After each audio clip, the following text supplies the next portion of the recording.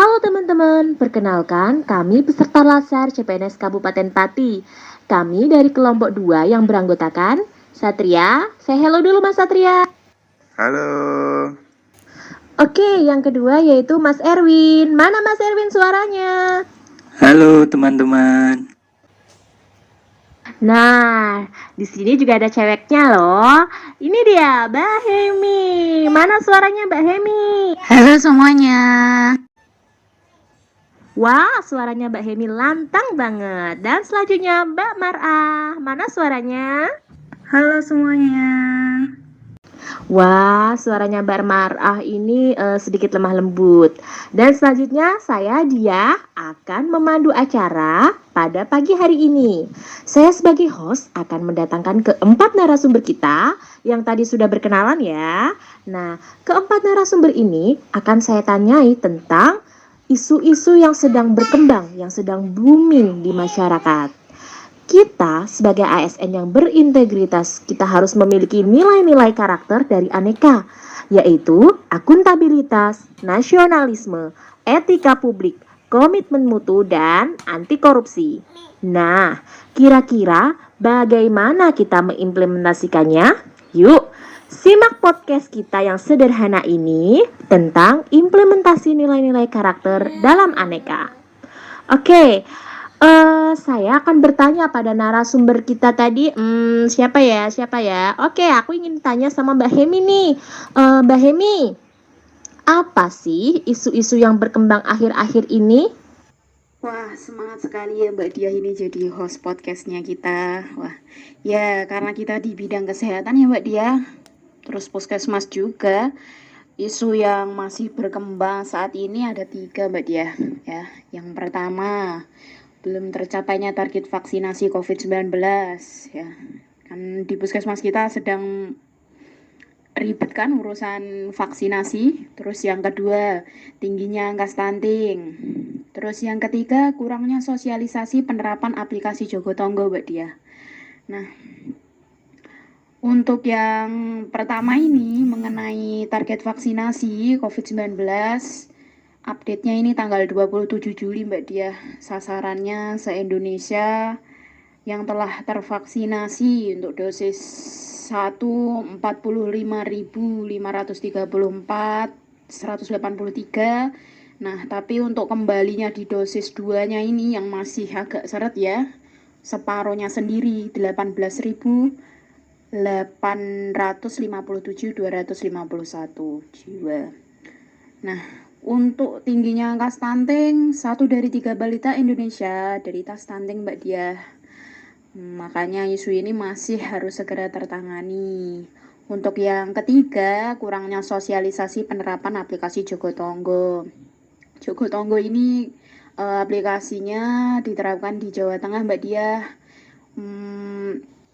Tapi sepertinya di masyarakat kita masih kurang kayak untuk mengingatkan sewaktu isolasi mandiri dan sebagainya.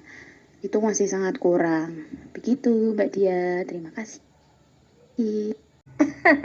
Iya dong Mbak, harus semangat. Siapa tahu habis ini aku dapat job. Oke. Oh iya, bener banget yang dikatain Mbak Hemi. Ketiga isu itu emang lagi gencar-gencarnya nih. Tapi Mbak, untuk menentukan prioritas yang harus tertangani, aku mau tanya nih sama Mbak Marah. Apa ada sih metode atau apa gitu yang untuk menganalisis isu-isu tersebut? Mbak Marah, tahu nggak? Ada Mbak Dia, jadi kita analisis isu-isu tersebut dengan cara dan metode yang ada seperti menggunakan matrik USG agar isu-isu tersebut dapat jelas dan mengerucut.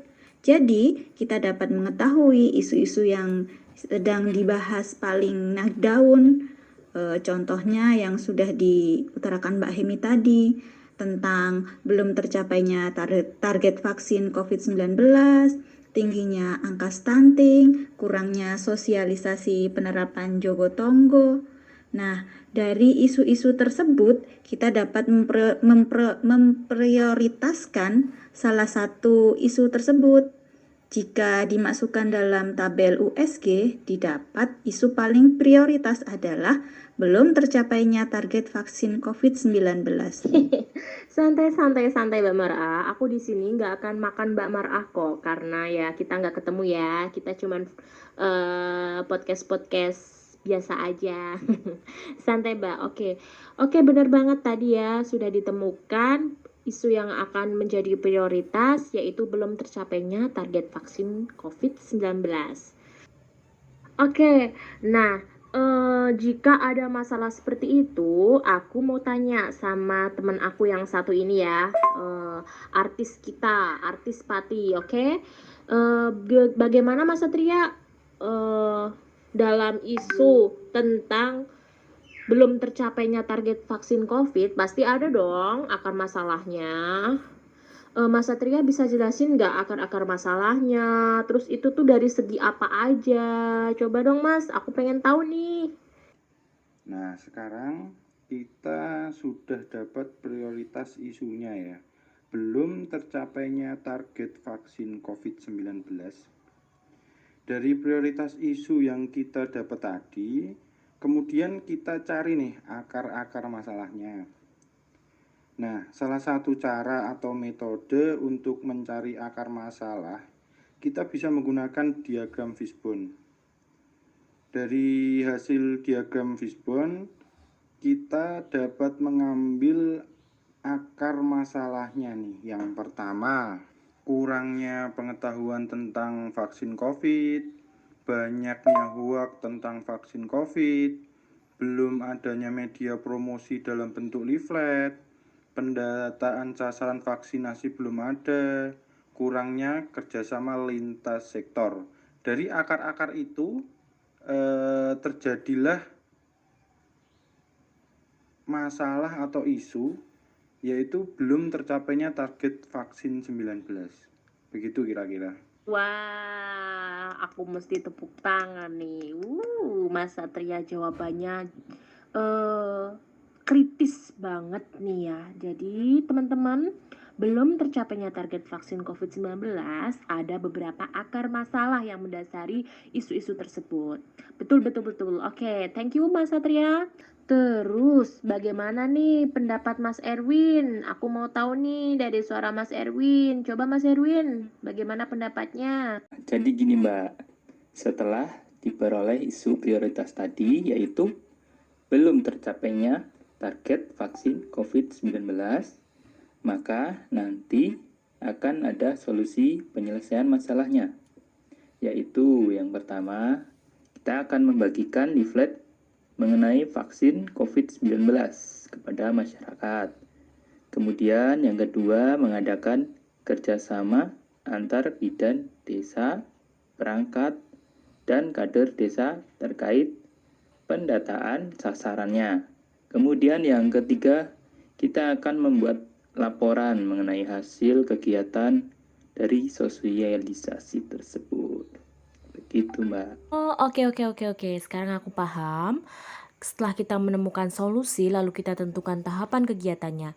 Tapi sebelumnya saya mau tanya nih, di dalam kegiatannya apakah ada nilai-nilai aneka yang terkandung dalam kegiatan tersebut? Misalnya nasionalisme, akuntabilitas, komitmen mutu, dan sebagainya. Dalam kegiatan tersebut apakah ada? Oke, aku akan coba tanya sama Mbak Hemi. Mbak Hemi, tolong dijelaskan dalam kegiatan tersebut apakah ada nilai aneka yang terkandung?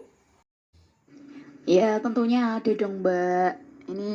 Aku Hemi nih yang mau jelasin untuk kegiatan sosialisasi yang pertama dengan membagikan leaflet vaksinasi COVID-19.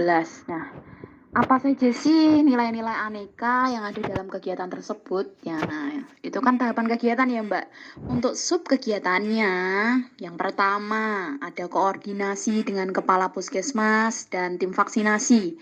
Itu termasuk akuntabilitas, peran dan tanggung jawab sebagai tenaga kesehatan dalam melakukan koordinasi. Lalu tahapan kedua, menentukan petugas membuat leaflet vaksinasi COVID-19. Mengandung nilai aneka nasionalisme, yaitu kebijaksanaan dalam pengambilan keputusan dengan bermusyawarah. Untuk tahapan berikutnya, menyampaikan pendapat dalam pembuatan materi sosialisasi yang baik, sopan dan santun merupakan ada kandungan unsur etika publik, menyampaikan pendapat dengan baik, sopan dan santun. Lalu, leaflet dibuat sesuai dengan materi. Kita harus memperhatikan komitmen mutunya, Mbak. Ada nilai aneka komitmen mutu. Isi leafletnya harus sesuai, berinovasi dengan desain yang menarik. Lalu anti korupsinya adalah disiplin menggunakan waktu kerja. Bisa kita terapkan dengan membagikan leaflet dengan memperhatikan waktu yang telah disepakati. Begitu Mbak. Mungkin untuk selanjutnya kegiatan selanjutnya bisa dioperkan yang lain Mbak. Oke Mbak Hemi, terima kasih jawabannya. Nah, saya persingkat lagi. Jadi di dalam kegiatan menyebarkan leaflet, kita sudah tahu kelima unsur aneka itu ada di dalam kegiatan tersebut. Nah, selanjutnya kegiatan melakukan koordinasi dengan lintas sektor. Nah, apakah ada unsur aneka tersebut? Oke, saya mau tanya sama Mas Erwin nih, gimana Mas Erwin dalam melakukan kegiatan yang kedua ini, poin-poin aneka apa yang terkandung atau bahkan mungkin semua poin terkandung bisa dijelaskan, monggo Mas Erwin.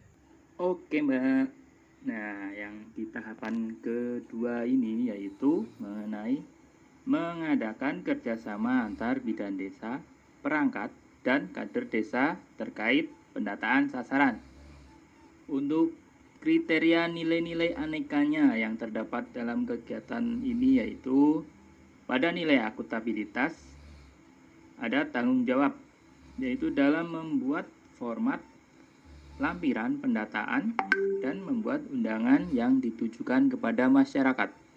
Kemudian nasionalisme, permusyawaratan, yaitu mengadakan pertemuan atau refreshing kader.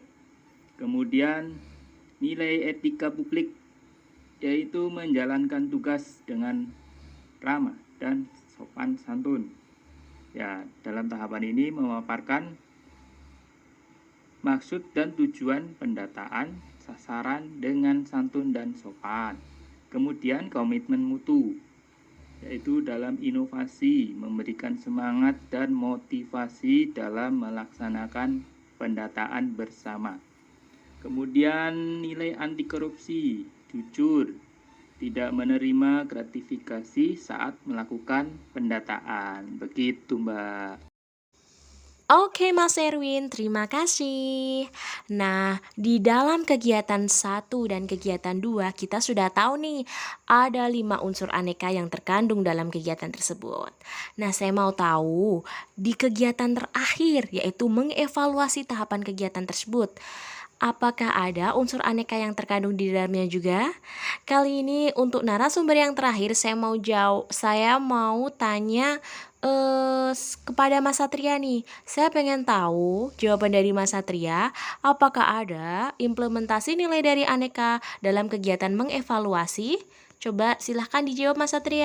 Oh ya jelas tentu ada Mbak. Membuat laporan pun tidak hanya sekedar membuat laporan terus selesai gitu Mbak. Di dalamnya juga ada nilai anekanya Mbak. Kegiatan membuat laporan itu kan ada tahap-tahapannya ya Mbak ya, ada banyak. Antara lain yang pertama membuat laporan hasil kegiatan.